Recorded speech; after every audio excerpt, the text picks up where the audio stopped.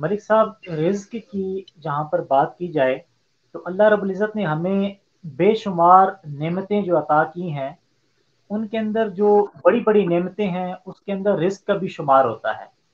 कि अल्लाह रब्बुल इज़्ज़त ने हमें जो रिज़्क अता फ़रमाया है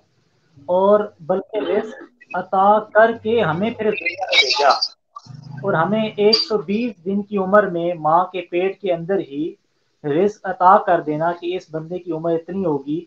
ये नेकबख्त होगा या बदबख्त होगा और इसका रिज़्क इतना होगा और इसकी मौत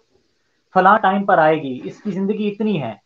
तो वहाँ पर भी रिज़्क का फ़ैसला फ़रमा देना, ये अल्लाह रब्बुल इज़्ज़त की तरफ से एक बड़ी नेमत है कि मैं तुम्हें दुनिया में आने से पहले तुम्हारे रिज़्क का एहतमाम करके भेज रहा हूँ, तो तुमने इस रिज़्क की इज़्ज़त भी करनी है और इसका एहतराम भी करना है।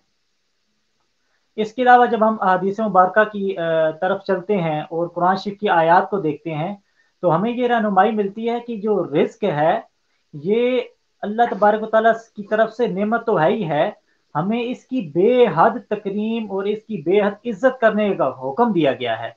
एक हदीस मुबारका है कि एक सहाबी रज़ी अल्लाह तआला अन्हु हैं, वो ज़मीन से एक रोटी का टुकड़ा उठाकर खा लेते हैं, तो रसूलुल्लाह सल्लल्लाहु अलैहि वसल्लम फरमाते हैं कि वजबत,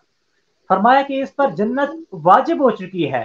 पूछा गया कि या रसूलल्लाह सल्लल्लाहु अलैहि वसल्लम जन्नत क्यों वाजिब हो गई? फरमाया कि इसने रोटी के टुकड़े की, इस रिज़्क की इसने इज़्ज़त की है, जिस पर अल्लाह रब्बुल इज़्ज़त बहुत ज़्यादा खुश होता है और अल्लाह रब्बुल इज़्ज़त ऐसे आदमी से खुश होकर उस पर जन्नत जो है वो उस पर वाजिब फरमा देता है। तो इस तरह की बेशुमार अहादीस मुबारक हैं, कुरानी आयात हैं, जिससे रिज़्क की अहमियत, उसकी कदर, उसकी इज़्ज़त और उसकी तकरीम जो है वो बहुत ज़्यादा वाज़ेह हो जाती है।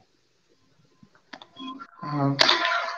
पर रिस्क की अहमियत और उसकी अफादियत के बारे में इतनी वाज़ेह